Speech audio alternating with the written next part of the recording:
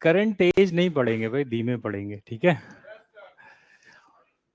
Current की तरीके पढ़ेंगे, नहीं नहीं, करंट को केवीएल के बाद हम लोग बहुत ही स्लो पढ़, केवीएल जैसे स्टार्ट होगा वैसे ही स्लो पढ़ना शुरू कर दें। केवीएल देखो, इस चैप्टर के अंदर जो पार्ट है मेन, अगर स्टडी के पॉइंट ऑफ व्यू से देखो कि दोबारा रिवाइज करें तो किन चीजों पर ध्यान देना चाहिए, तो एक हो गया KVL KCL, combination of resistance में कुछ भी नहीं है, लेकिन हम लोग क्वेश्चन 8-10 कर लेंगे तो प्रैक्टिस हो जाएगी उसकी हर तरीके की। और रही बात मेजरिंग इंस्ट्रूमेंट में, पोटेंशियोमीटर, केवीए, वो G2A G2V, meter bridge, Wheatstone bridge, इन पर इंडिविजुअली क्वेश्चन आते हैं तो उसको पूरा आराम आराम से ही समझना है। चलो भाई, एक दिन का पुराना रिवाइज कर लेते हैं थोड़ा, और उसके बाद आगे। तो करंट के लिए आपको हमने बोला था कि rate of flow of charge क्या होता है, करंट होता है। और हमने आई एवरेज करंट की बात करी थी, ये कितना आया था, delta Q upon delta T का।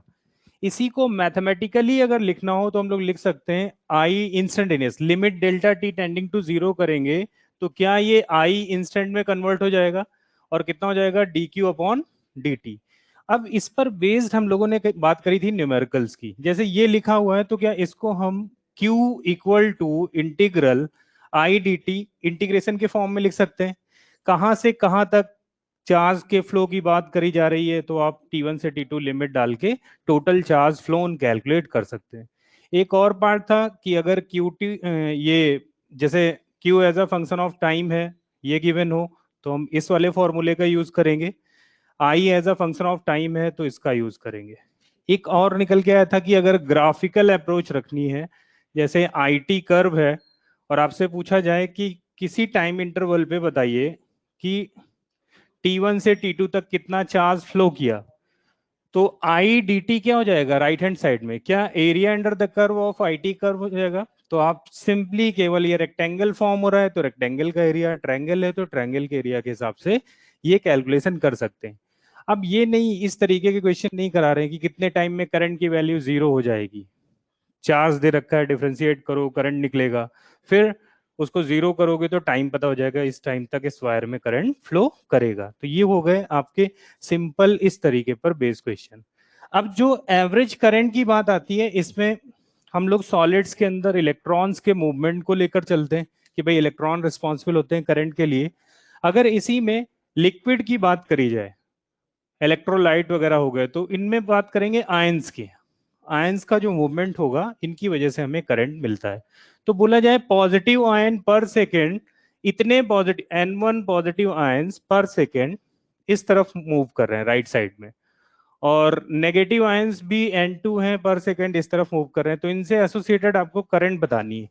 तो क्या पॉजिटिव कन्वेंशनली इससे जो करंट आएगा I1 का इसी डायरेक्शन में आएगा, लेकिन I2 का करंट क्या आ जाएगा, इसके अपोजिट। तो नेट करंट इस लिक्विड के अंदर क्या हो जाएगा, आयंस के थ्रू लिख देंगे I1 माइनस I2।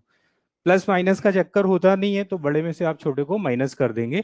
और ये कैसी क्वांटिटी है भाई, करंट स्केलर क्वांटिटी है। तो यहाँ पर आयंस के मूवमेंट के थ्रू करंट निकालेंगे। तो ये पहला जो सेगमेंट है केवल फॉर्मूले पर बेस्ड है, और तीन तरीके के न्यूमेरिकल बनते हैं, एक तो फंक्शन ऑफ टाइम, एक ग्राफ, और एक आयंस। इसके अलावा कुछ भी नहीं होता, यही बार बार आपको मिलेंगे भी। तो पहला पार्ट तो ये हो गया कि डेफिनेशन के बेसिस पर हम क्या बात कर सकते हैं। अब कह रहे हैं कि भाई करंट फ्लो कराना है, तो फ्लो कराने के लिए हमें जो चैप्टर में यूज करना है, क्या यूज करना है, कंडक्टर्स के थ्रू करंट का फ्लो डिस्कस करते हैं। क्यों करते हैं, क्योंकि कंडक्टर में electron density, free electron density क्या होती है, हाई होती है। कॉपर, एल्यूमिनियम, सिल्वर, गोल्ड का करेंगे तो गोल्ड का और ज्यादा हो जाएगा। नहीं भाई, अब गोल्ड के वायर भी नहीं लगा सकते हम लोग, नहीं पता, नहीं नहीं लगा दिया, फिर यहाँ पढ़ते पढ़ते सोचे अब इधर क्यों पढ़े, 2-3 वायर ही उड़ा दिए जाएं, बराबर हो जाए। इकोनॉमिकली जो फिट बैठे वो है एल्यूमिनियम, वही दिया जाता है, उसकी भी कवरिंग करके। रूरल एरियाज में सुना होगा कि वायर इतने कट हो गए यहाँ से, वो तो एल्यूमिनियम वाला वायर भी सलामत नहीं, तो गोल्ड वाला तो बिल्कुल ही नहीं होगा। टेलीफोन वायर जो अभी तो वायरलेस चल रहा है, वायर्ड वाले जो आते हैं उसमें कॉपर वायर होता है। इवन कभी कभी तो टेलीफोन वायर भी किसी एक पर्टिकुलर एरिया का ही गायब हो जाता है। अब तो बहुत सारी चीजें हैं, सीसीटीवी वगैरह तो इससे रुका है, बाकी तो गड़बड़ी है। तो हम लोग क्या यूज करेंगे, एल्यूमिनियम वायर का यूज करते हैं। फ्री इलेक्ट्रॉन डेंसिटी होती है, ठीक है, गोल्ड के कंपैरिजन में नहीं है लेकिन है, जिसमें करंट फ्लो कर सके। तो आपको हमने बोला था कि कंडक्टर का बिहेवियर विदाउट बैटरी और विद बैटरी हम लोग स्टडी करेंगे। तो विदाउट बैटरी में ये बात हुई थी कि फ्री इलेक्ट्रॉन्स हैं, रैंडम मोशन कर रहे हैं, लेकिन इनको वेलोसिटी इनकी कहाँ से मिल रही है? सराउंडिंग टेम्परेचर से। सराउंडिंग टेम्परेचर कितना लेके चलते हैं? 27 डिग्री सेल्सियस लेके चलते हैं। तो थर्मल एनर्जी सराउंडिंग से मिली, वो इसकी काइनेटिक एनर्जी को क्या करेगा? इंक्रीज करेगा। और काइनेटिक एनर्जी कैसे लिखते हैं? Half mv² equal to 3/2 kT। के क्या हो गया? Boltzmann constant. टी हो गया टेम्परेचर। तो ये जो वेलोसिटी यहां से निकल के आती है कौन सी होती है? थर्मल वेलोसिटी, 3 kT/m करके। और इसका जो ऑर्डर निकल के आता है कितना आता है?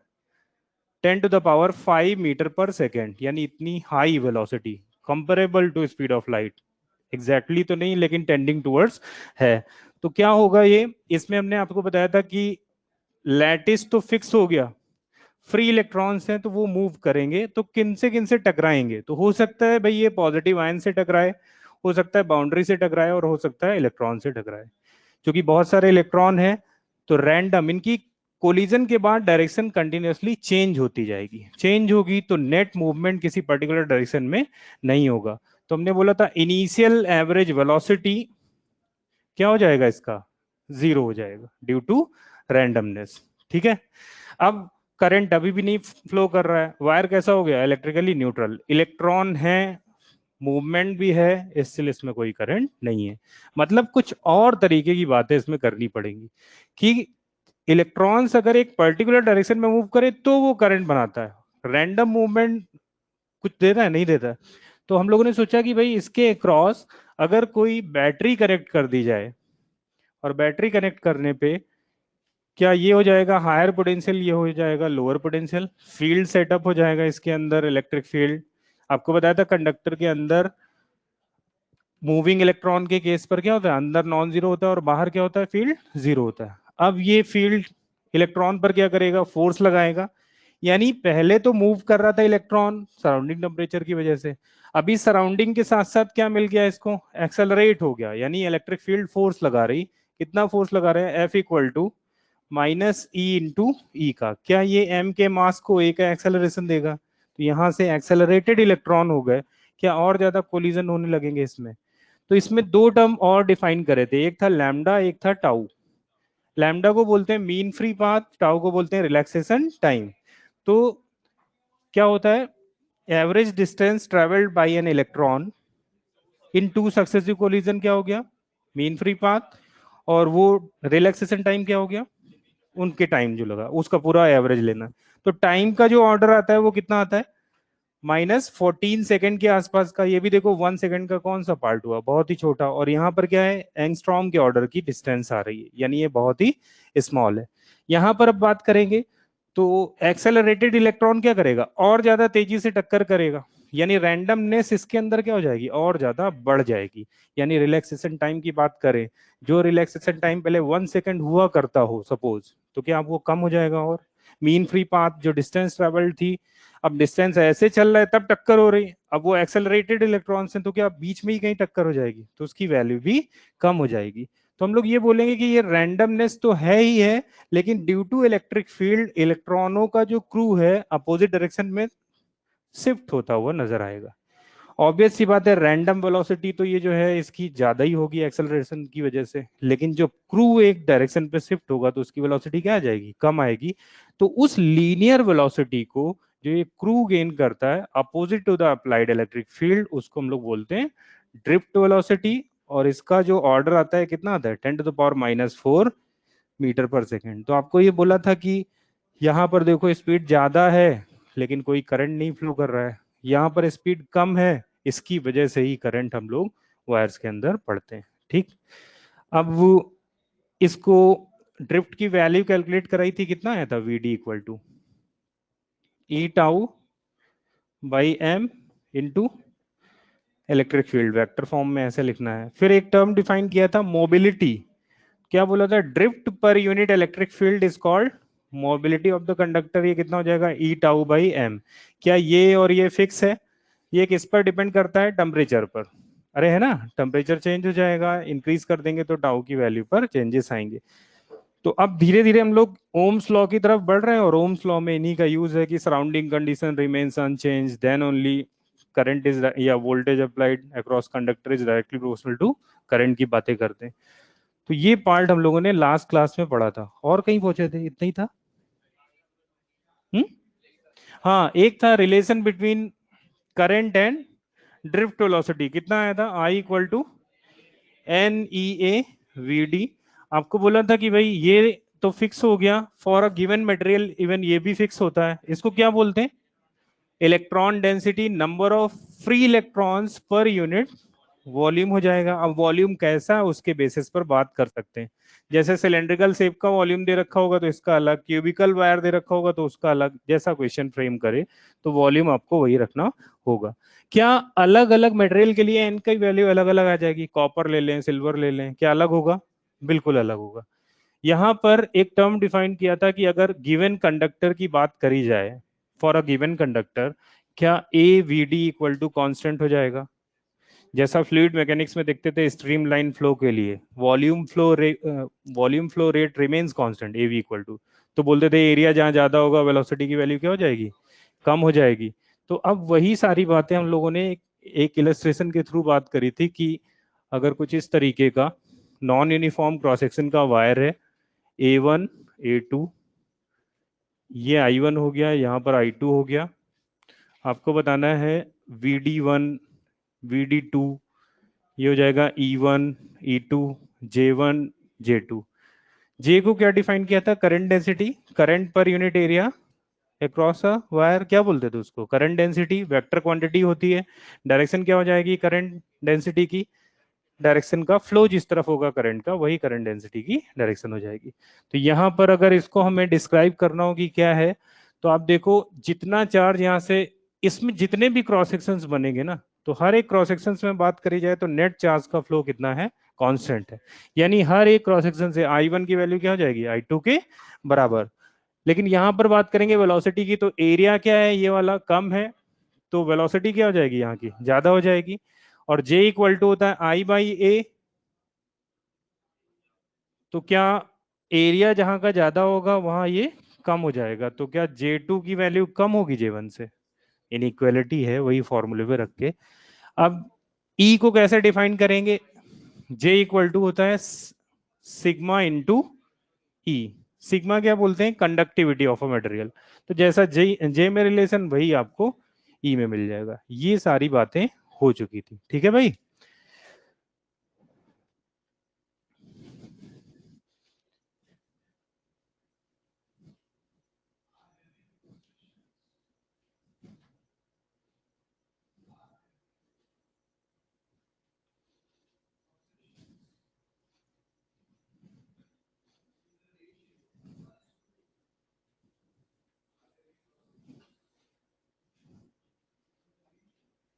आज हम लोग यही पढ़ रहे हैं, पड़ोस में भी सर भी यही पढ़ा रहे हैं, क्रॉस सेक्शन में रेशियो बताना है। समझ गए ना स्पीड क्या होती है? अब जब नॉर्मल लिखा रहे हैं तो कितने आराम से बोलते जा रहे हैं, जिससे लिखते जा रहे हैं। अब इसमें लिखना है ही नहीं, केवल बोलना है, और वो आप लोगों ने पढ़ भी रखा है, तो पूरा पार्ट करेंगे, ठीक है। और कोई घबराए नहीं कि भाई केवीएल केसीएल भी ऐसे नहीं पड़ जाएगा, नहीं, जहां पर जो चीज जैसी आएगी उस जगह उतनी ही रुकावट अपने आप बन जाएगी। तो नेक्स्ट बात करते हैं हम लोग ओम्स लॉ की तरफ बढ़ते हैं। तो ओम्स लॉ के लिए जो हमारे पास एक रिलेशन था, I equal to N e A we d, हम लोग यहीं से ड्राइव करते हैं इसको। तो I equal to N e A we d कितना आया था? E tau by m into e. क्या इसको लिख सकते हैं? N E square A tau by, अरे लिख सकते हैं ना, इंटू ई। अब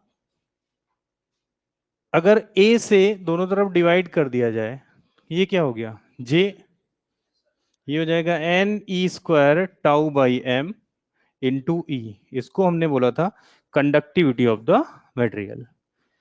तो J इक्वल टू कितना हो जाएगा? सिग्मा इंटू ई का।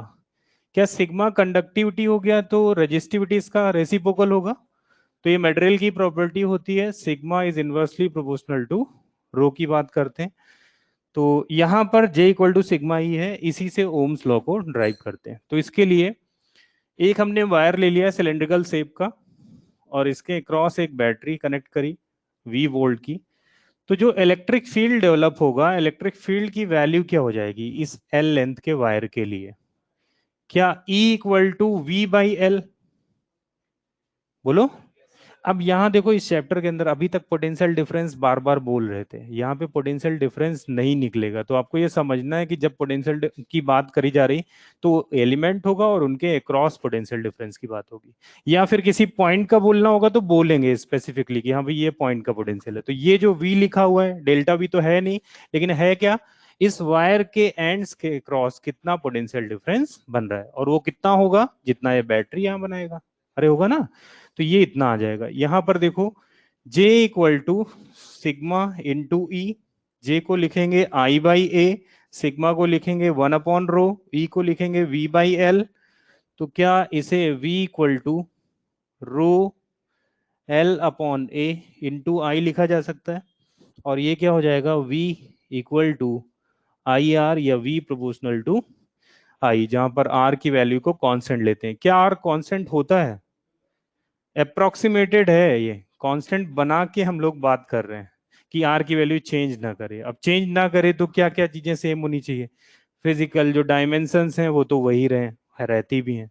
दिक्कत किस में आती है? रो में आती। अब रो का जो डिटेल है वो हम लोग यहाँ से समझते हैं। ये क्या है, सिग्मा।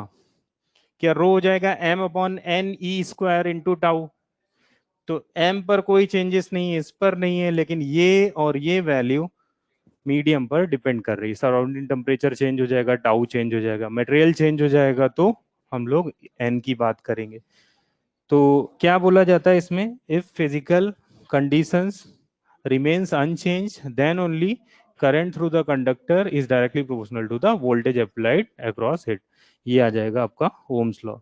जितने भी सर्किट्स ओम्स लॉ को फॉलो करते हैं उनको बोलते हैं ओहमिक सर्किट। और हम लोग करंट इलेक्ट्रिसिटी में जो पढ़ेंगे वो सारे के सारे ओहमिक होंगे।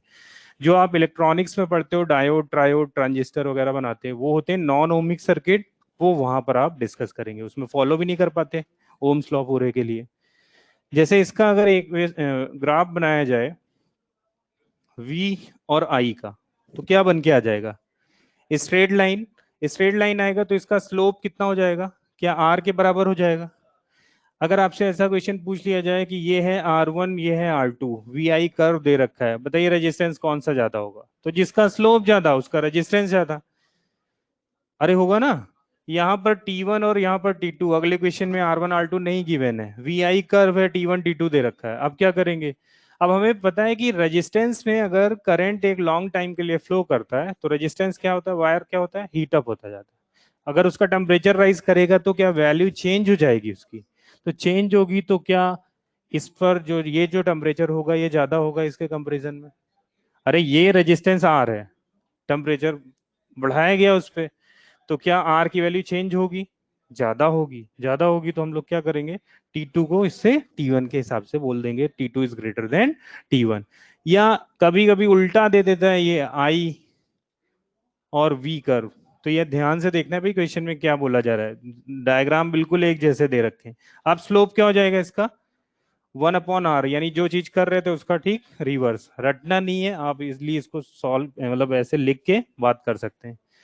tan थीटा के हिसाब से आर को रिलेट करना। अरे ये स्लोप क्या होता है, एम, इसको tan थीटा भी रख सकते हैं। तो एक रिलेशन आपने एक क्वेश्चन कहीं देखा होगा, tan थीटा cot थीटा के टर्म में आर को रिलेट। तो वो क्वेश्चन भी अपने को नहीं देखना है, केवल और केवल जहां आ जाए तो जब कभी tan थीटा cot थीटा में कन्वर्ट करना हो तो इस स्लोप की जगह आपको tan थीटा रखो जो एंगल दे रखो 1/r, फिर सिंप्लीफाई करो उसको, तो ये बन के आ जाएगा। अब इसी में जैसे किसी कंडक्टर का ही ग्राफ हमें बनाना हो तो हम बोल तो देते हैं स्ट्रेट लाइन जा रहा है, लेकिन ये लिमिटेड रेंज के लिए। अगर थोड़ा और टाइम बात करी जाए तो क्या ये आगे जाके कर्व हो जाएगा? अरे हो जाएगा ना। तो ओम्स लॉ जहां तक फॉलो हो रहा है उसको हम लोग डिस्कस कर रहे हैं। इवन एल्यूमिनियम या कॉपर कोई भी वायर है लॉन्ग टाइम के लिए तो नहीं होगा, तो हम लोग इस रेंज की बात करते हैं जहां पर अप्लाई कर सके। अरे है ना। क्योंकि कंडक्टर है, वायर वायर क्या करेंगे भाई, फिर से रेजिस्टेंस इंक्रीज ही होगा उसमें। तो उसकी बात हम लोग अभी आगे करते हैं। बोलो भाई ये क्लियर हुआ। Ohmic circuit, non ohmic circuit क्या होते हैं। अब नॉन ओमिक में आपको इस तरीके से नजर आ जाएगा, जैसे डायोड का नहीं बनाते थे ऐसे करके, वीआई कैरेक्टरिस्टिक्स करके कुछ आया था, तो यहाँ पर देखो, यहाँ पे चेंज वीआई कर्व में फॉलो ही नहीं कर रहा है, तो इस तरीके से बात करते हैं। अब आर है रेजिस्टेंस का टेम्परेचर के साथ वेरिएशन जो बोल रहे हैं वो किस तरीके से होता है उसको देखो। क्या होता है भाई, R T equal to R0 1 plus alpha delta T. ये क्या हो गया, 0 डिग्री सेल्सियस पर रेजिस्टेंस, T डिग्री सेल्सियस पर resistance, temperature coefficient of resistance, delta T क्या हो गया, टाइम डिफरेंस। अरे हो गया ना। अब इसमें क्या क्या बातें ध्यान रखना है, जैसे अल्फा है पर डिग्री सेल्सियस दे रखा हो, पर डिग्री केल्विन दे रखा हो, उसके हिसाब से आपको क्या करना है, टेम्परेचर को पहले मैनेज करना है। कभी कभी ये पर डिग्री केल्विन में दे रखा होता है, आप सेल्सियस में लेके सॉल्व करते हैं, फिर आंसर मिल भी जाता है, अल्टरनेटिव में बना के उस तरीके का रखा होता है। तो सबसे पहला तो ये चीज सॉल्व करनी है, ठीक है। दूसरा ये देखना है कि ये है क्या, मेटल है, सेमीकंडक्टर है, क्या चीज दे रखी। तो मेटल्स के लिए जो अल्फा होता है वो क्या लिखते हैं, पॉजिटिव, और सेमीकंडक्टर का जो होता है वो नेगेटिव रखते हैं। तो ये क्वेश्चन आपको देखना पड़ेगा कि भाई सिलिकॉन जर्मेनियम जैसा कुछ तो नहीं दे रखा है, सेमीकंडक्टर स्पेसिफिकली ना बोले और इस तरीके से बोला जाए जर्मेनियम वगैरह है इसमें करंट फ्लो कर रहा है, तो आपको समझना है कि ये सेमीकंडक्टर में आ रहा है, उसका अल्फा क्या लेके चलेंगे, नेगेटिव। अब अल्फा अगर पॉजिटिव है तो हमें पता चल रहा है भाई टेम्परेचर राइज करेंगे, आर की वैल्यू इंक्रीज होगी। नेगेटिव है तो क्या हो जाएगा, कम होगा। तो क्या सुपर कंडक्टर जैसी बातें भी यहीं से आई थी, टेम्परेचर कम करते करते करते एक डेफिनेट टेम्परेचर पर लेके आए तो रेजिस्टेंस की वैल्यू क्या हो गई, जीरो। रेजिस्टेंस जीरो हो गया, मतलब वहां पे बोलते हैं अगर इलेक्ट्रॉन को किसी 10 मीटर पर सेकंड से भी प्रोजेक्ट करा दिया जाए तो सदियों उसी में 10 मीटर पर सेकंड से ही घूमता रहेगा, क्यों, चूंकि टकराना ही नहीं है। और रेजिस्टेंस क्या हो गया, जीरो। रेजिस्टेंस का मतलब ही ये जो तीन पार्ट डिस्कस कर रहे थे ना, लैंटिस के साथ कोलिजन, इलेक्ट्रॉन इलेक्ट्रॉन का कोलिजन, और वॉल के साथ कोलिजन, ये तीनों कंबाइंड होके वही तो ऑफर्ड कर रहे हैं ना। भाई मूवमेंट में कौन दिक्कत ला रहा है, यही तीन बातें, ये तीनों खत्म हो जाएंगी तो दिक्कत खत्म। तो यहाँ पर ये आता है। अब जरा क्वेश्चंस की बात में सबसे पहला तो ये ध्यान रखना है कि भाई पर डिग्री सेल्सियस है या पर डिग्री केल्विन में। दूसरा मेटल है या सेमीकंडक्टर है, ठीक। अब क्वेश्चंस के मतलब लेवल्स देखते जाओ। पहला सबसे आसान, 0 डिग्री सेल्सियस पर रेजिस्टेंस आर है, कितने टेम्परेचर पर इसका रेजिस्टेंस 3 टाइम्स हो जाएगा या 1/8 टाइम्स हो जाएगा। तो क्या केवल इसमें फॉर्मूले में वैल्यू रखनी है, बोलो।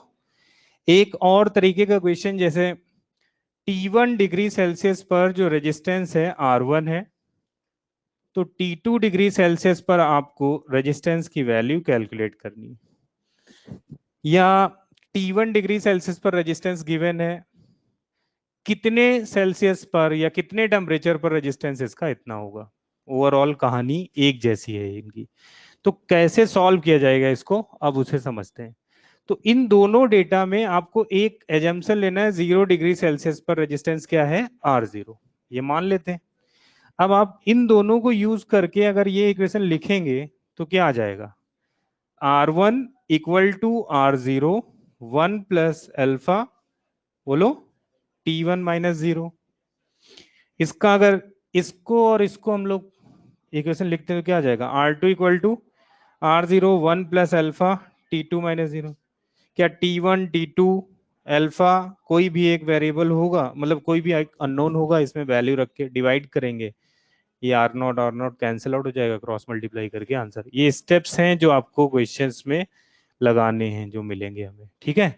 तो ये पार्ट आ गया।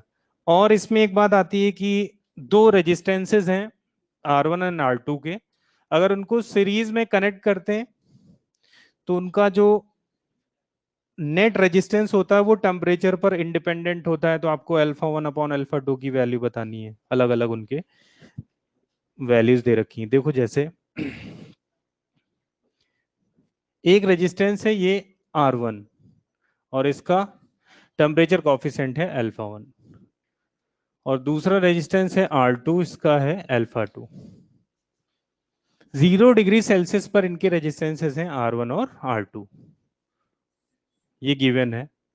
T डिग्री सेल्सियस पर इनका जो सीरीज कॉम्बिनेशन है वो टेम्परेचर पर इंडिपेंडेंट है, ऐसा क्वेश्चन फ्रेम किया जाए तो हमने बोला कि भाई टी डिग्री सेल्सियस पर एज्यूम करते हैं कि इनका रेजिस्टेंस हो जाएगा R1 प्राइम और इसका हो जाएगा R2 प्राइम।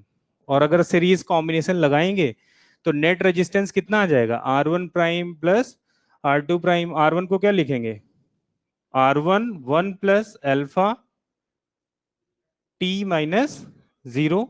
अरे दोनों रेजिस्टेंसेस सीरीज में लगे हुए हैं, यानी टेम्परेचर का जो चेंज होगा वो तो कॉमन ही होगा ना दोनों में। यहां पर कितना आ जाएगा, R2 1 प्लस अल्फा 1 और अल्फा 2, अल्फा बीटा के हिसाब से भी बोल सकता है वो कोई। अब जरा इसको देखो क्या आ जाएगा, R1 plus R1 alpha 1 T, R2 R2 alpha 2 T, और यहां से आ जाएगा R1 प्लस R2, और यह आ जाएगा R1 alpha 1 plus R2 alpha 2 into T.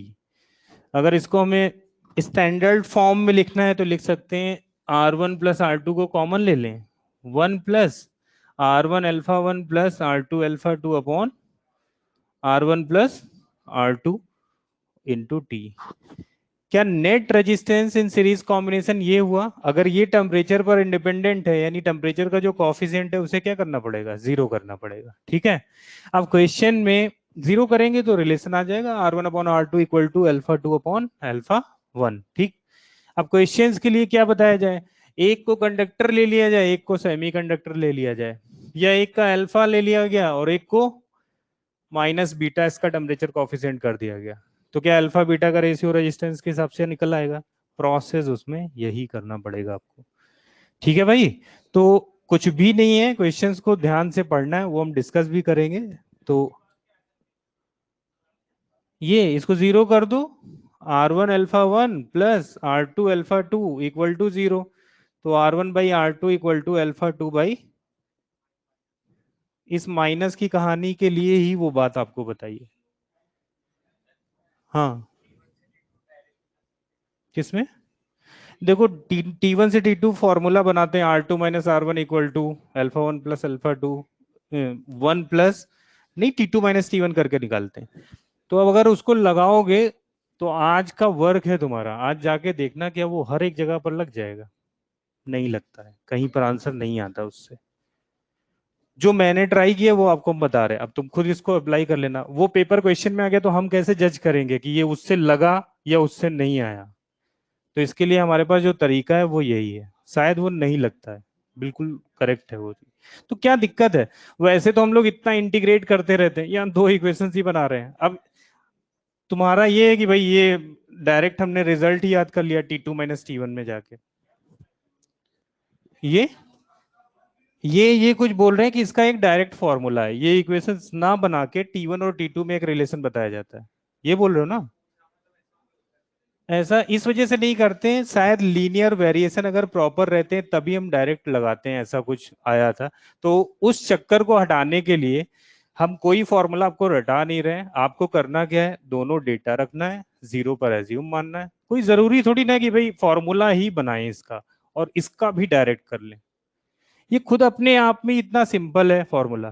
तीन जगह पे देखो, थर्मल एक्सपेंशन में L equal to L naught भी लगाया, एरियल एक्सपेंशन वॉल्यूम में भी तीन जगह यूज किया, तो हमें कोई जरूरी नहीं भाई फॉर्मूला यूज करना। ठीक है, और ये तुम ट्राई करना, अपने आप तुम्हें डिफरेंस पता चल जाएगा कि अगर हम डायरेक्ट लगाते हैं तो क्या आंसर मैच करता है। जितने क्वेश्चन अब मिले तो उसको एक बार डायरेक्ट करना और एक बार इससे करना। ठीक है,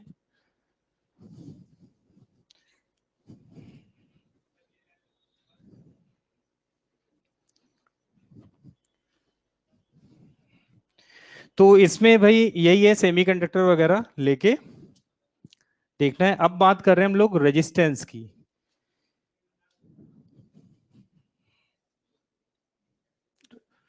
इसका नोट नहीं करना है तुमको, अब इस समय लॉकडाउन में सब एक अच्छी चीज निकल के आई है कि पहले मोबाइल अलाउ नहीं करते थे, अब मोबाइल अलाउड है, तो बस फोटो ले लेना, काम खत्म। नहीं सबसे सही है, उसको क्या नोट करना उसको करके। और वैसे भी क्लास नोट्स में जो बना हुआ है पीपीटी जो आपको सबमिट होता है उसमें ऐसे क्वेश्चंस कराए गए हैं, तो इसमें कोई।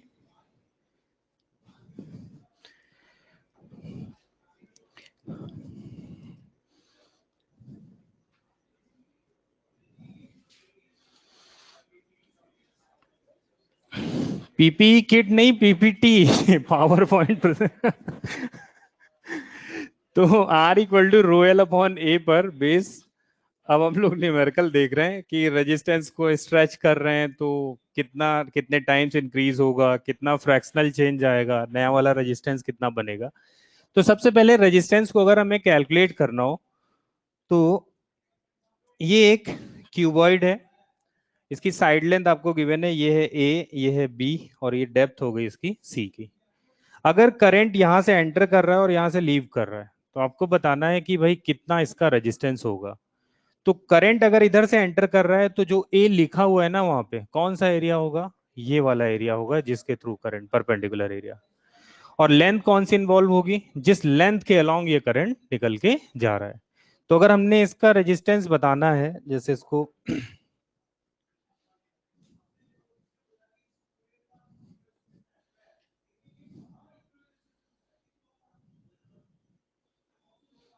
इन पॉइंट्स के लिए रेजिस्टेंस क्या आ जाएगा, तो क्या ये वाला एरिया काउंट करेंगे, कितना हो जाएगा ए इंटू बी का लेंथ कौन सी हो जाएगी, सी के बराबर की, अरे हो जाएगी ना। अगर इसी में एक हॉलो सिलेंड्रिकल वायर दे रखा हो ऐसे, inner radius and outer radius कुछ है, और एल की लेंथ है, और करंट ऐसे फ्लो कर रहा है इसमें आई का, इसका रेजिस्टेंस बताना है। तो इफेक्टिव एरिया क्या हो गया, pi r two square minus pi r one square, और लेंथ क्या हो गई सिलेंडर की लेंथ। ठीक है ना। अगर आपसे ये कहा जाए कि इस तरीके से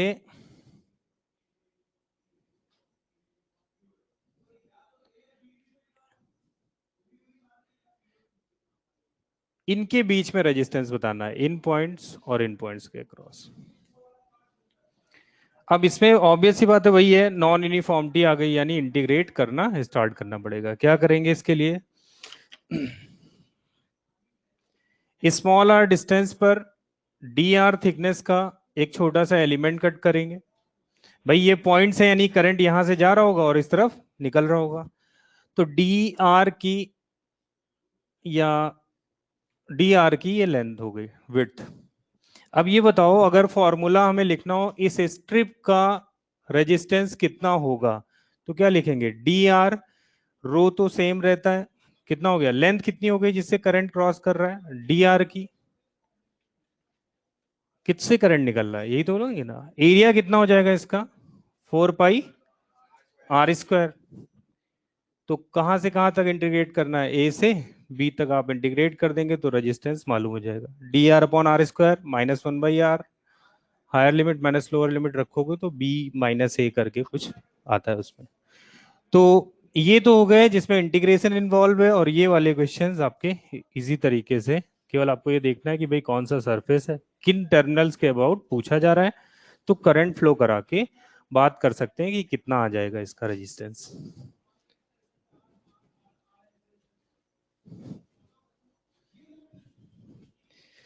अब आते हैं वायर को स्ट्रेच करके किस तरीके की प्रॉब्लम बनती। तो सबसे पहली आसान वाली प्रॉब्लम, इसको करेंगे नहीं, बस इस फॉर्मूले से ही देखते जा रहे हैं। एक वायर है, लेंथ एल की है, एरिया इतना दे रखा है, लेंथ को डबल कर रहे हैं, एरिया को हाफ कर रहे हैं, नया वाला रेजिस्टेंस बताइए। क्या लेंथ डबल कर रहे हैं, एरिया हाफ कर रहे हैं, केवल value put up, value put करके पता चल जाएगा कितना चेंज हो रहा है। तो बोलेंगे final minus initial, percentage change कितना हो रहा है, तो बोलेंगे final minus initial upon initial into 100 करके। यानी इस टाइप के जो सिंपल क्वेश्चन होते हैं केवल और केवल इसमें वैल्यू फीडिंग करनी है और इसके हिसाब से बात हो जाएगी। अब हम लोग उस पार्ट पर आते हैं, जैसे लेंथ स्ट्रेच करी गई n टाइम्स, रेजिस्टेंस बताइए कितना हो जाएगा। ठीक है, या लेंथ को परसेंटेज वाइज स्ट्रेच किया गया, 5% का चेंज कर दिया गया, 10% का चेंज कर दिया गया, अब इसको कैसे सॉल्व करेंगे।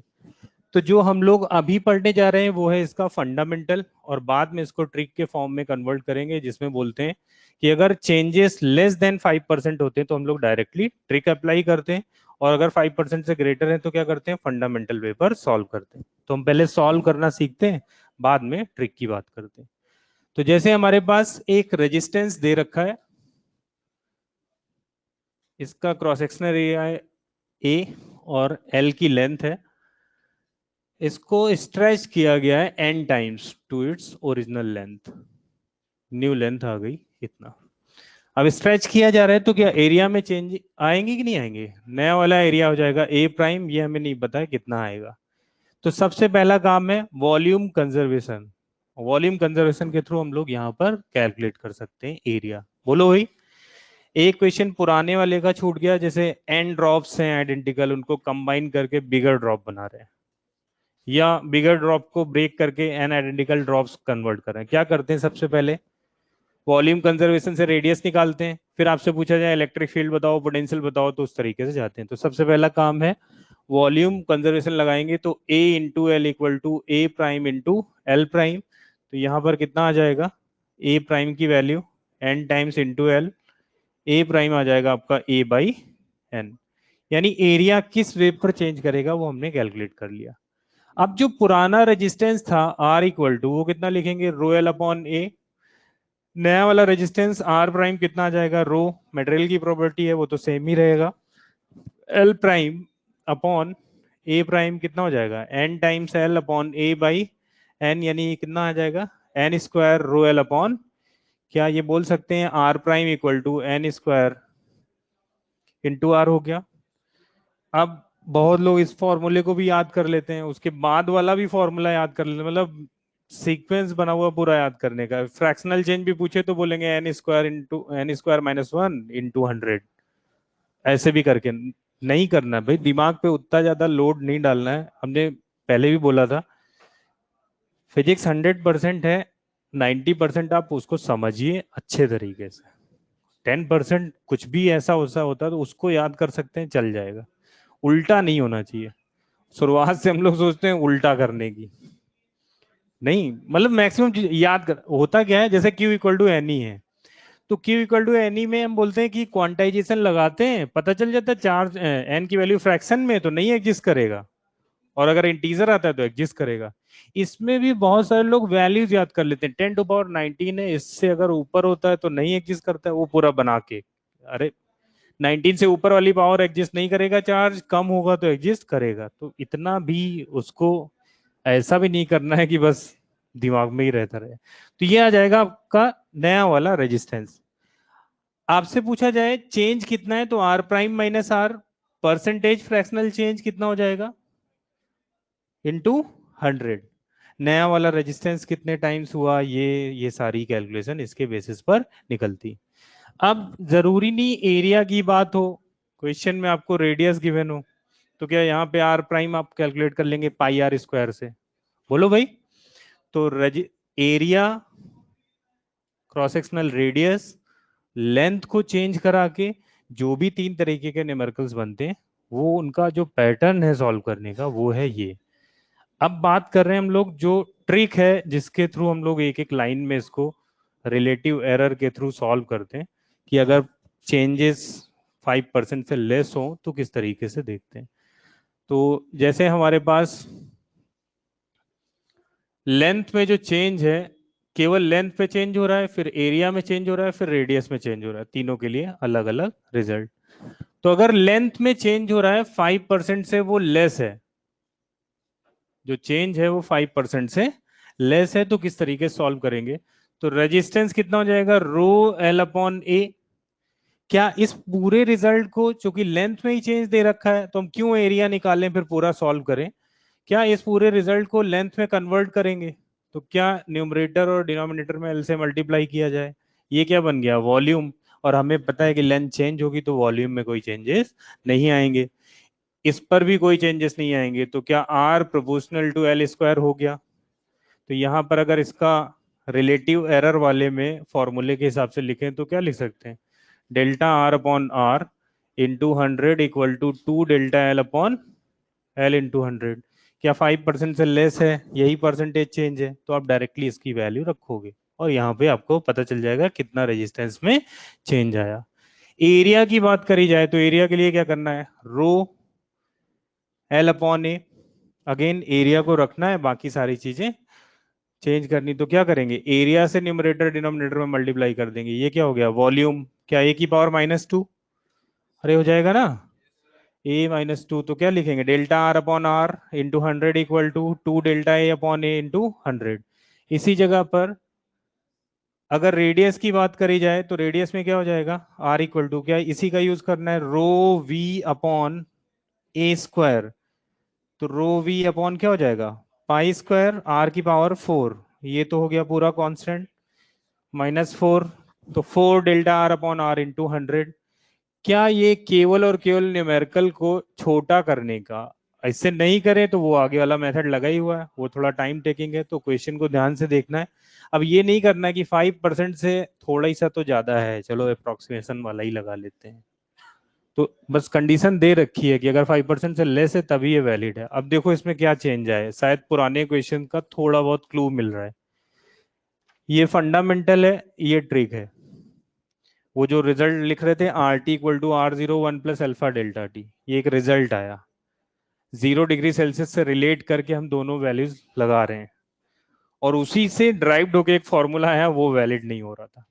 यानी जब कोई चेंज एक जैसे दिखे तब तो बात भी कर लेंगे, क्यों ये 5% तक ही लग रहा है, बाकी जगह पे नहीं लग रहा है, यानी कहीं ना कहीं 5% से ज्यादा करेंगे तो कुछ और प्रॉपर्टीज डिस्टर्ब हो रही होंगी उसकी। अरे हो रही होंगी ना, तो माइन्यूट से चेंजेस के लिए ये बात करेंगे, और क्वेश्चन में स्पेसिफिकली दिख रहा होगा तो आपको यहाँ पर जाना है, अदरवाइज यहाँ। जैसे एक नीट में भी क्वेश्चन आया था पावर पर based, P equal to V square by R, तो बोल रहा था वोल्टेज में चेंज जो दिख रहा है 2.5% का है, तो पावर में कितना चेंज आएगा। अब अगर इसे सॉल्व करने बैठे तो पूरा का पूरा हो जाएगा, करते ही रह जाएंगे, अल्टीमेटली 1-2 मिनट में तो नहीं होने वाला है।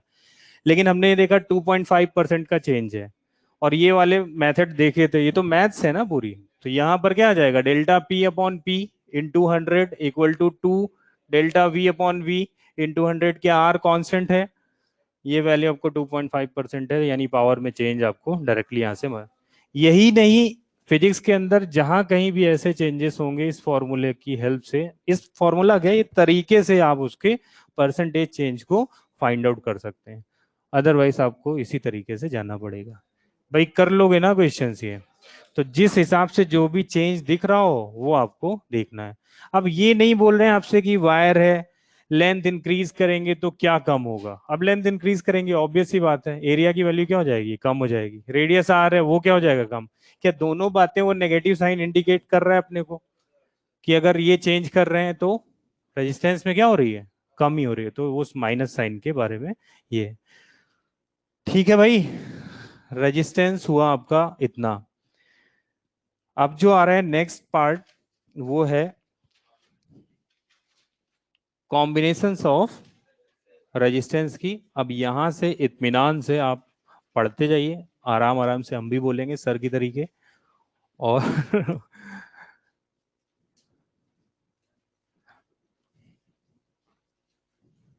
एक्सरसाइज 2 करनी अगले लेक्चर में।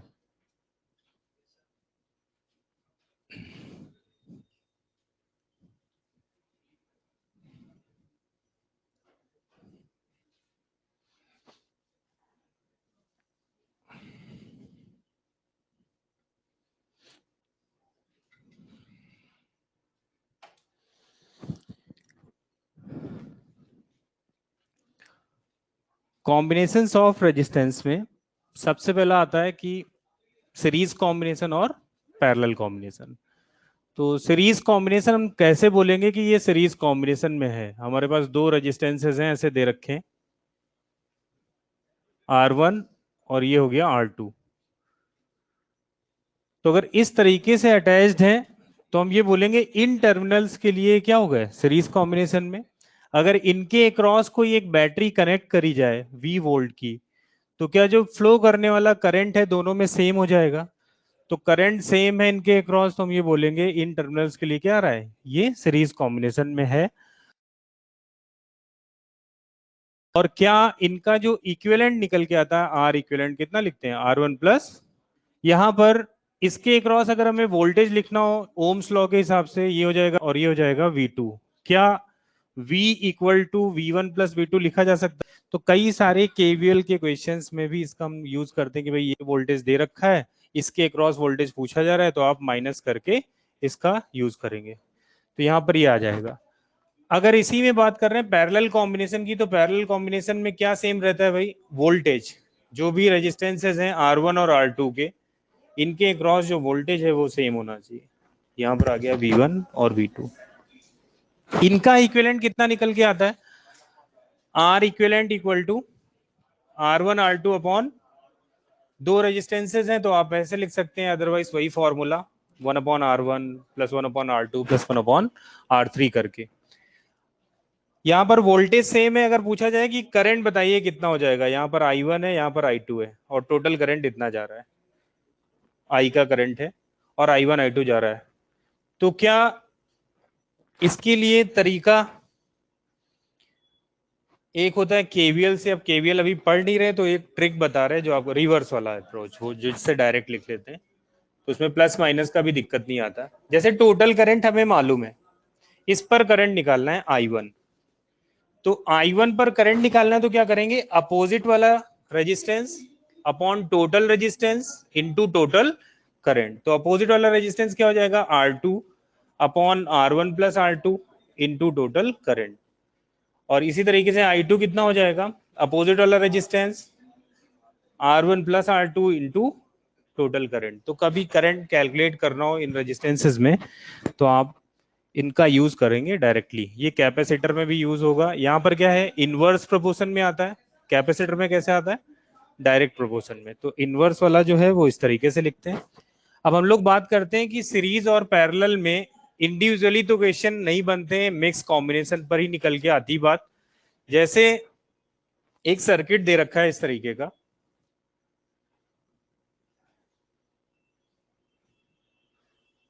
इन सभी के रेजिस्टेंसेस R हैं, आपको बताना है इक्विवेलेंट रेजिस्टेंस इस सर्किट का कितना होगा।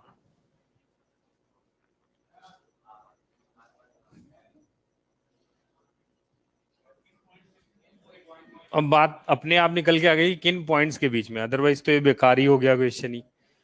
तो किन पॉइंट्स के अक्रॉस पूछा जा रहा है, यानी इन पॉइंट्स के अक्रॉस रेजिस्टेंस इक्विवेलेंट अलग आना है और इन पॉइंट्स के अक्रॉस रेजिस्टेंस अलग आना है, ठीक है।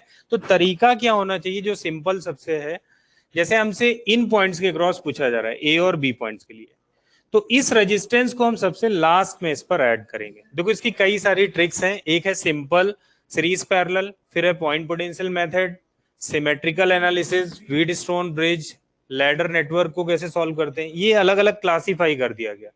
तो ये अलग अलग कंसेप्ट नहीं है, हर एक न्यूमेरिकल अगर इस रेंज इस तरीके का आता है तो उसको सॉल्व करने के तरीके हैं, यानी वो न्यूमेरिकल ही हो गए, थ्योरी का पार्ट नहीं हुआ। तो हम लोग एक एक करके न्यूमेरिकल देख रहे हैं, जिसमें सबसे आसान वाला ये है कि आपको ए और बी के बीच में पूछा जा रहा है, तो इस रेजिस्टेंस को कोशिश करनी है कि यहां से स्टार्ट ना करें और इसे सबसे लास्ट में ऐड किया जाए इक्विवेलेंट रेजिस्टेंस बनाने के लिए। तो सबसे पहला, क्या ये दोनों सीरीज में दिख रहे हैं, तो इन दोनों को सीरीज में देखोगे कितना आ जाएगा रेजिस्टेंस, क्या 2R। तो आप इन टर्मिनल्स के अक्रॉस 2R ऐड कर दो, ये R ऐसे ही रहा, बाकी सर्किट वैसे ही ए और बी का बन गया। अब हमें समझ में आ रहा है कि भाई ये दोनों कैसे दिख रहे हैं पैरेलल में, तो पैरेलल में कितना हो जाएगा 2R/3 का, यानी जो रिमेनिंग सर्किट है उसको एज इट इज रखो, और यहां पर जो इक्विवेलेंट आ रहा है वो कितना हो जाएगा 2R/3, ये R और ये R। अब ये कैसे हो गए सीरीज में, कितना हो जाएगा, बोलो 5R/3, और ये R, क्या ये दोनों पैरेलल में हो गए। ये अप्रोच उस प्रॉब्लम के लिए जब हम पहली प्रॉब्लम इस तरीके से लगा रहे हैं, हालांकि इस तरीके से कोई ड्रॉ नहीं करता है, कुछ कुछ प्रॉब्लम करते करते आपको ये पता चल जाता है कि इस डायग्राम में क्या सीरीज में दिख रहा है, फिर ये पैरेलल में दिख रहा है, या सीरीज में दिख रहा है, इस तरीके से ऐड करते हुए जाते हैं। जो ज्यादा गड़बड़ होने के चांस है वो है सिर्फ और सिर्फ कैलकुलेशन, कहीं रेसिप्रोकल लेना भूल गए, कहीं कुछ वैल्यू रख दी, तो उसको आपको थोड़ा ध्यान लेके चलना है। जैसे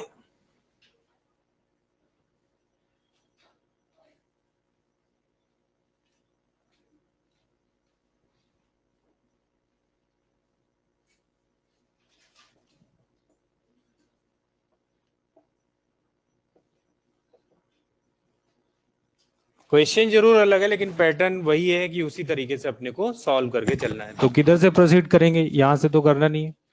फिर से, क्या ये दोनों सीरीज में उसके साथ पैरेलल में, फिर ये दोनों सीरीज में उसके साथ पैरेलल में, फिर ये दोनों सीरीज में उसके साथ।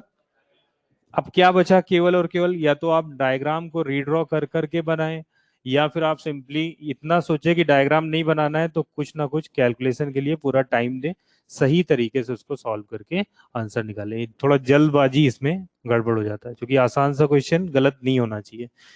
अच्छा, इन पॉइंट्स के क्रॉस अगर पूछ रहा होता ए और सी पॉइंट्स के क्रॉस, तो क्या ये इजी हो जाता? ए और सी के लिए ये तो सबसे लास्ट में ही जुड़ना है, ये कैसे हो गया सीरीज में, ये कैसे हो गया सीरीज में, फिर तीनों कैसे हो गए, 2R और R आपके कैसे आ जाएंगे, तीनों पैरेलल में जोड़ेंगे तो इक्विवेलेंट रेजिस्टेंस अपने को पता चल जाएगा कि कितना है। तो ये सबसे सिंपलेस्ट फॉर्म है इसका। अब नेक्स्ट जो आता है वो है पॉइंट पोटेंशियल मेथड, उसको देखो।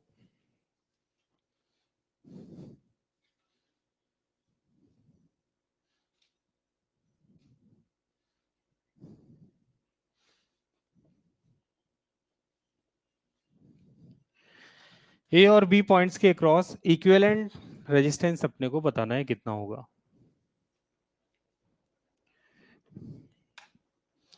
तो कौन कौन से सीरीज में, कौन से पैरेलल में, इसमें सारे पैरेलल में कि सारे सीरीज में?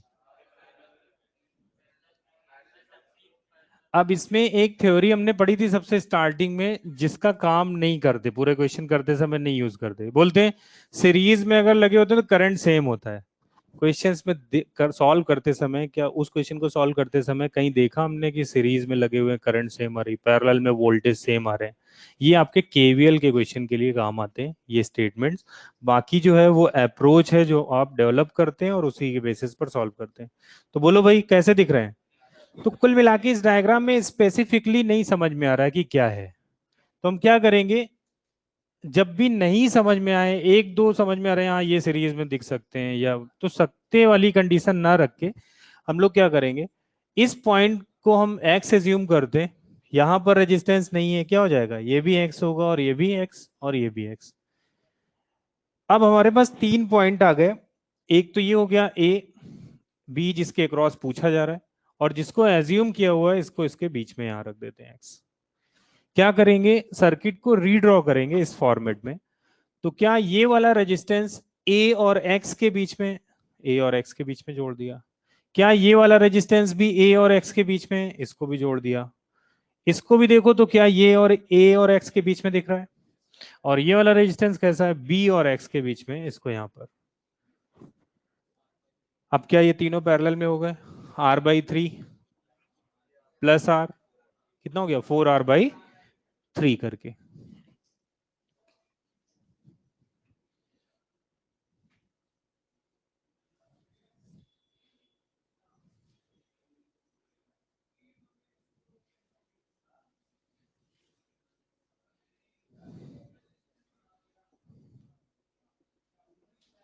इक्विवेलेंट रेजिस्टेंस,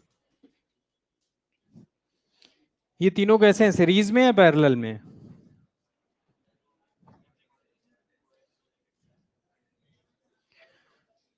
तो फिर से अगर सीरीज में बोलते तो हम कहते भाई ये नहीं ऐड होते, तो बोलते ये सीरीज में है, लेकिन ये वायर्स लगे हुए हैं तो स्पेसिफिकली ऐसे दिख तो नहीं रहा है कि ये कैसे तीनों पैरेलल में। तो इसके लिए हम वही तरीका पुराना पॉइंट पोटेंशियल मेथड वाला, अरे ये ए पॉइंट है तो क्या ये भी ए पॉइंट होगा, ये बी पॉइंट है तो क्या ये भी बी होगा। तो जैसे ही आपने हर एक रेजिस्टेंस के टर्मिनल के क्रॉस वाले पॉइंट पता कर लिए, अरे ये भी ए और बी, ये भी ए और बी, ए और बी, तो जो सर्किट को रीड्रॉ करने का तरीका है, ए और बी पॉइंट्स बनाए, क्या तीनों ऐसे लगे हुए हैं तो तीनों कैसे हो गए, इसके क्रॉस पैरेलल में हो गए, और कितना आ जाएगा, R/3 का। इसी में एक और पार्ट आता है जो क्वेश्चंस में आपको ढूंढना रहता है, वो है सॉर्टिंग। वो किस तरीके से होता है वो देखो। जैसे कोई एक नेटवर्क है,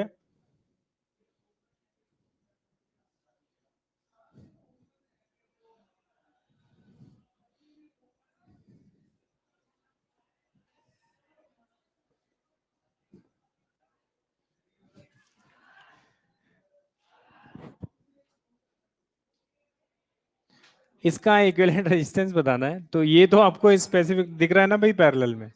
अब अगर यहां पर देखो तो इसके तरीके हैं कि जैसे सपोज हमने यहां से करंट एज्यूम किया आई का, दो तरीके हैं, दोनों में जो सही लगे उस तरीके से देखो। तो आई का करंट यहां आया, अब इसको यहां पर दो रास्ते मिल रहे हैं, क्या आई का करंट करंट उस पाथ को सेलेक्ट करता है फ्लो करने के लिए जिसमें रेजिस्टेंस क्या हो, कम से कम। अगर उसके पास चॉइसेस हैं कि भाई एक पाथ ऐसा है जिसमें रेजिस्टेंस कम है, तो क्या करेगा, सारा का सारा करंट यहां से पास हो जाएगा।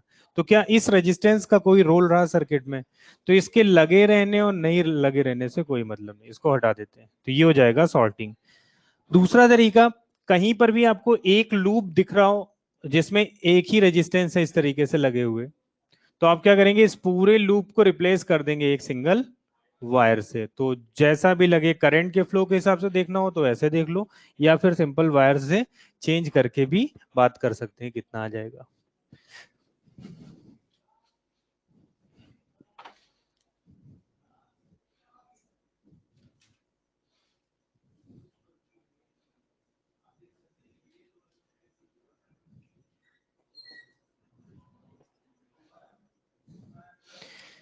इक्विवेलेंट रेजिस्टेंस बताना है ए और बी पॉइंट्स के क्रॉस।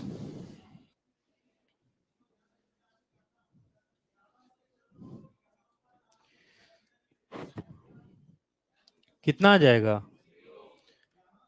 ये आंसर तो सबसे आसान वाला रहता है क्वेश्चन, देखना कौन से सीरीज है कौन से पैरेलल में। नहीं समझ में आ रहा? अच्छा, ये पॉइंट जुड़े हुए हैं। ये क्या कर दिया, ए और बी पॉइंट्स को डायरेक्टली ऐड कर दिया है ना। अच्छा अब बताना,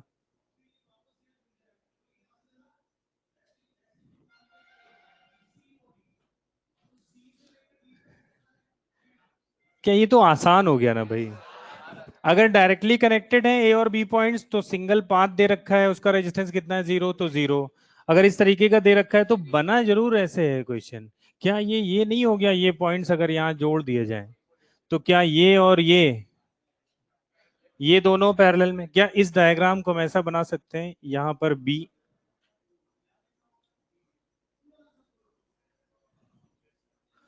अरे बन सकता है ना, पैरेलल पैरेलल, R/2 और ये क्या आ जाएगा, आर सीरीज में।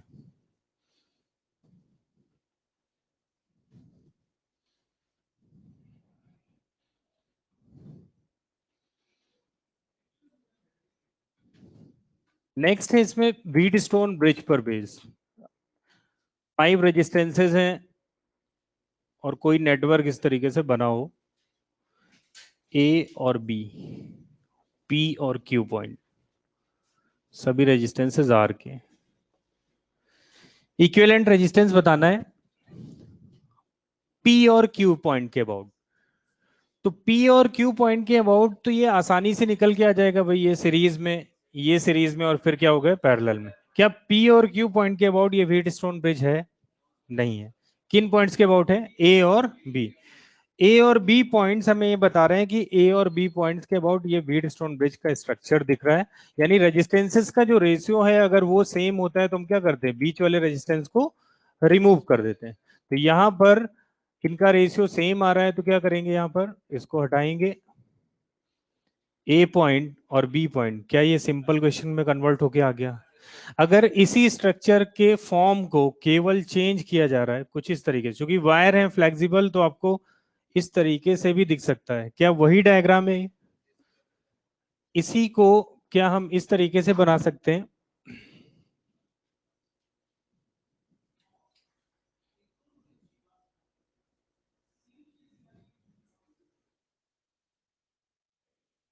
ए और बी पॉइंट्स, क्या ये भी व्हीटस्टोन ब्रिज ही है? अरे बोलो। तो आपको क्या करना है, ए पॉइंट्स के अबाउट ये दोनों रेजिस्टेंसेस है, इनका रेशियो देख लेना है, बी के लिए रेशियो देख लेना है। तो क्या ये डायगोनल वाला पॉइंट आ गया? अगर नहीं समझ में आए तो बी और डी पॉइंट मान के आपको लिखना है ए बी डी, इसको ले लेते हैं पी और इसे लेते हैं क्यू।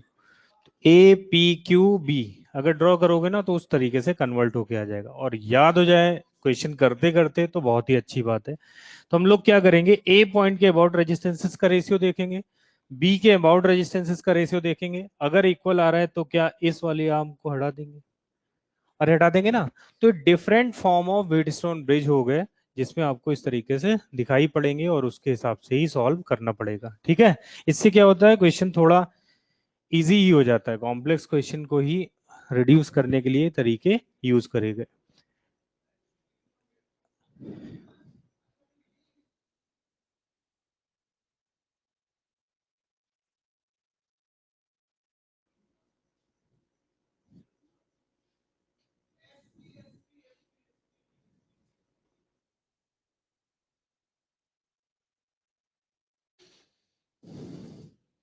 ए और बी पॉइंट्स के अबाउट। इक्विवेलेंट रेजिस्टेंस, बोलो भाई। जीरो, पहला वाला जीरो खत्म। दूसरा कितना आ जाएगा? क्या एक बात और समझ सकते हैं डायरेक्ट क्वेश्चन करने के लिए कि अगर व्हीटस्टोन ब्रिज में सारे रेजिस्टेंसेस आर के हैं तो जो ए और बी पॉइंट्स के क्रॉस जितना भी आता है इक्विवेलेंट वो आर के बराबर होता। अगर ये आर बाई फोर होते तो आर बाई फोर, ठीक है ना। तो ये कितना आ गया, इस पूरे का कितना आ गया आर, और ये आर आर कितना हो गया आर बाई टू। तो इक्विवेलेंट रेजिस्टेंस हम इस तरीके से कैलकुलेट कर सकते हैं इसका। और बाकी क्या करना है, इसमें लिमिट नहीं है क्वेश्चंस की, जितने सारे क्वेश्चन लगाएंगे उतने आपके यही आइडियाज स्किल्ड होते जाएंगे। और उसमें कुछ भी ऐसा नहीं है कि सारे क्वेश्चन हमें आ जाएंगे।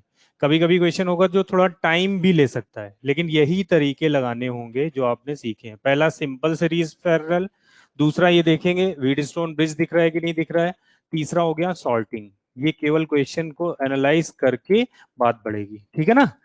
अब जो नेक्स्ट है, अगर इनफाइनाइट लैडर नेटवर्क हो और उसको हमें सॉल्व करना हो कि इसका इक्विवेलेंट कैसे रेजिस्टेंस फाइंड आउट करते हैं, तो इसका भी एक तरीका हो गया। कैसे सॉल्व करेंगे वो हम लोग देखते हैं।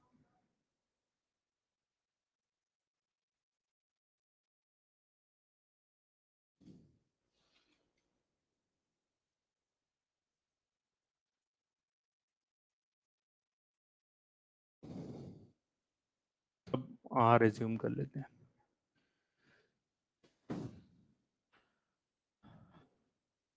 इन पॉइंट्स के अबाउट आपको बताना है इक्विवेलेंट रेजिस्टेंस कितना हो जाएगा। तो इन पॉइंट्स के क्रॉस रेजिस्टेंस निकालने के लिए देख रहे हैं कि भाई एक ये लिंक हो गया और इसी का क्या हो रहा है, इनफाइनाइट वे पर रिपीटिशन हो रहा है। तो इसको तरीका क्या है, वही तरीका ही लगना है, तो उस तरीके को समझते हैं। एज्यूम करते हैं कि और बी के अक्रॉस जो इक्विवेलेंट रेजिस्टेंस आता है वो कितना आता है एक्स, और एक लिंक को हटा देते हैं। जब इसको हटाएंगे ये पॉइंट है सी और ये है डी। क्या सी और डी से देखेंगे तो बाद में हमें उसी तरीके का रिपीटिशन दिख रहा है जैसा यहां से दिख रहा था। तो क्या सी और डी के अक्रॉस भी इक्विवेलेंट रेजिस्टेंस कितना आ जाएगा एक्स का। तो इस पूरे को अगर रिड्यूस किया जाए तो कुछ इस तरीके से बन के आ जाएगा, ये आर और यहां पर आ जाएगा ये एक्स। क्या इन तीनों का, इन सभी का इक्विवेलेंट रेजिस्टेंस क्या एक्स के बराबर होगा? देखो ये कितना आ जाएगा R X upon R plus X, दोनों पैरेलल में। क्या उसके साथ ये दोनों सीरीज में हो जाएंगे? तो हम लोग लिखेंगे X equal to R plus R X upon R plus X plus R हो जाएगा। क्या ये क्वाड्रेटिक इक्वेशन बनती हुई दिख रही है?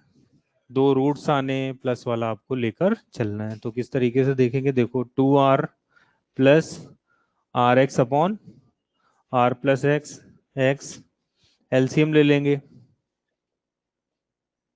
To R square plus two R X plus R X, X हो गया। ये कितना हो जाएगा R X plus X square equal to two R square plus three R X का।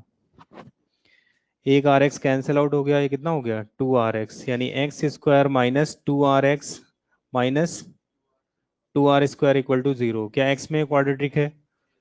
तो इसके जो सॉल्यूशंस होते हैं कैसे लिखते हैं, minus b plus minus under root b square minus four a c upon two a. दो रूट्स आते हैं, पॉजिटिव होगा रेजिस्टेंस की वैल्यू तो आप पॉजिटिव वाला लेके चलेंगे। कोई रिजल्ट किसी का कुछ भी डायरेक्ट ट्रिक नहीं है, यही तरीका है कि एक लिंक को हटाना और उसके बाद इस तरीके से सॉल्व करते हुए जाना। ठीक है भाई।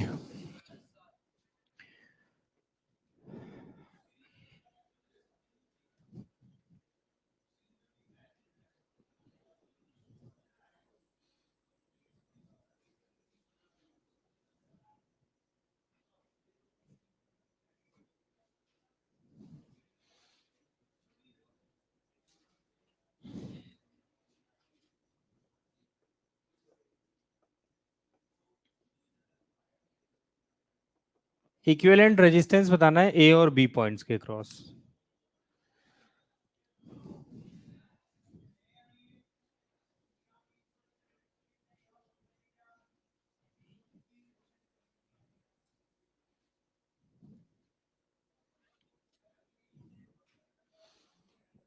तो इसके लिए तरीका क्या है वो समझते हैं, बाकी तो कैलकुलेशन है कोई उतना।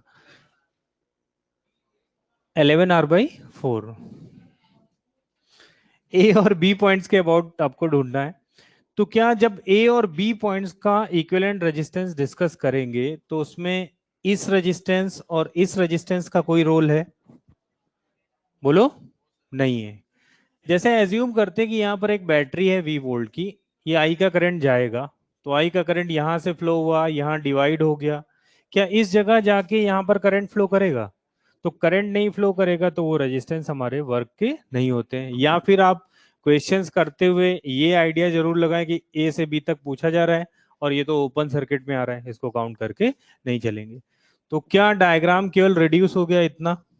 ये तीनों कैसे हो गए सीरीज में? 3R इसके साथ पैरेलल में, और ये फिर कैसे हो गए सीरीज में? ये आंसर आ जाएगा। ठीक है, अगर आपसे कहा जाए ए और डी पॉइंट्स के अक्रॉस बताइए, तो क्या ए और डी पॉइंट के अक्रॉस बात करोगे तो इस रेजिस्टेंस और इस रेजिस्टेंस का कोई रोल नहीं होगा, क्योंकि जिन पॉइंट्स के क्रॉस आपसे पूछा जा रहा है आपको वहां बैटरी एज्यूम करनी है और ऐसे ही बस करंट का फ्लो एज्यूम कर लेना है। देखो यहाँ से आई का करंट जाएगा, डिवाइड हुआ, फिर आई का करंट यहाँ पे वापस आ गया, क्या इसमें और इसमें कोई करंट गया? नहीं गया, यानी इसका काम खत्म। देखो नेट रेजिस्टेंस कितना आ गया, ये दोनों सीरीज में 2R, 2R, 2R, R, 3R। ठीक है, और बाकी वैल्यूज जैसे दे रखा हो उस हिसाब से।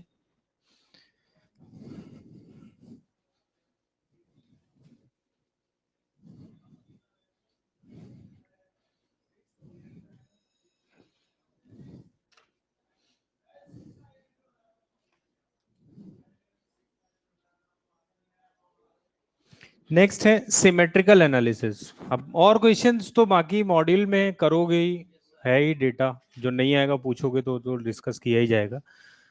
सिमेट्रिकल एनालिसिस पर किस तरीके से क्वेश्चन सॉल्व करे जाते हैं, बस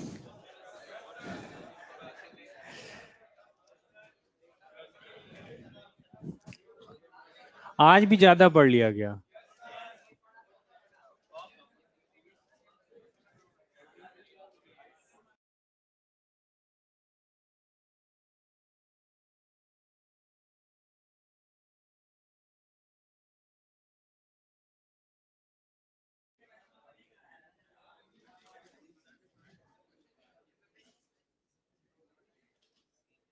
हम्म,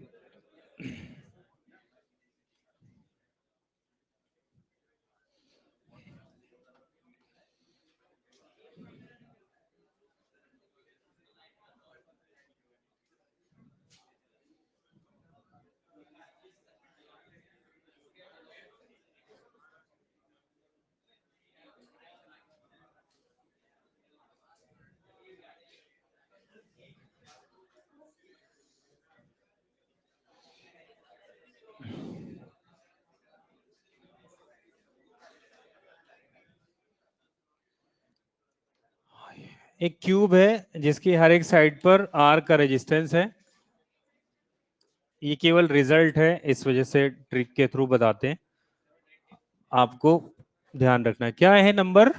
7, 9, 10/12 कैपेसिटर में लगा होगा तो क्या हो जाएगा? 12/7, 9, 10 × C। ठीक है, रेजिस्टेंस के लिए ये। तो इसके लिए क्या बताया जाता है, पास वाले अगर पॉइंट्स हैं तो उसका रिजल्ट कितना आएगा? 7/12। तो पास वाले पॉइंट्स क्या हो गए? क्या नियरेस्ट पॉइंट यही होंगे साइड लेंथ के बराबर? तो क्या 1 और 2 हो, या कोई भी पॉइंट्स ऐसे दे रखे हो जिनके बीच की डिस्टेंस साइड लेंथ के बराबर की है, क्योंकि ये सिमेट्रिकली सिचुएटेड है, तो क्या हो जाएगा इसका आंसर?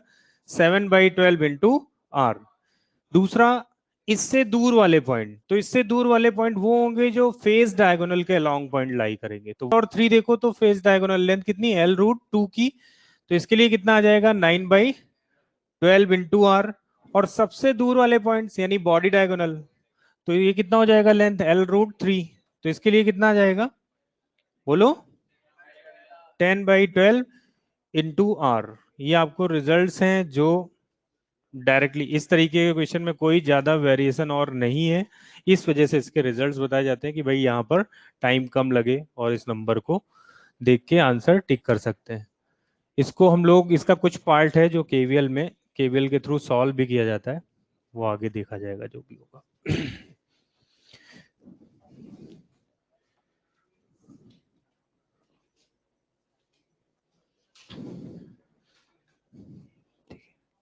ये ऑनलाइन क्लास से नोट किया था, वीडियो देख देख के।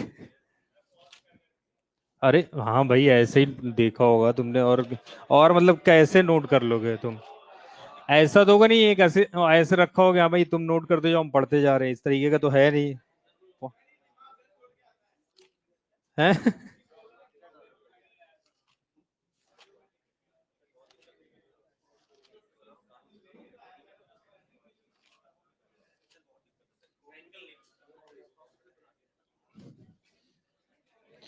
सेकंड और थर्ड, जिसमें सेकंड एक्सरसाइज भाई कल के दिन में